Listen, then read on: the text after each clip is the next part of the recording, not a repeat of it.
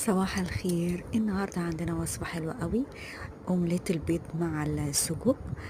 وقبل ما نبتدي نسمي بسم الله الرحمن الرحيم ونصلي على رسول الله.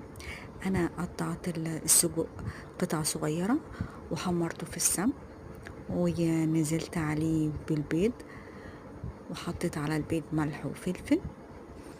وبعدين عملته زي قرص بيض، ولما استوى ابتديت ألف زي الرول، وحطيت عليه جبنة موزاريلا.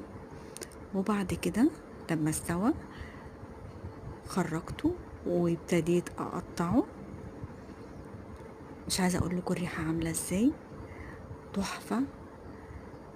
وصفه جميله قوي، جربوها هتعتمدوها.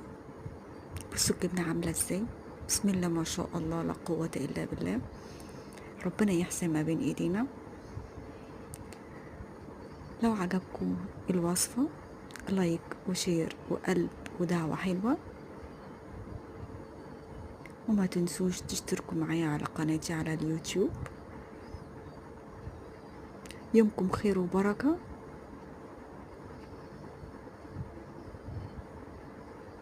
السلام عليكم.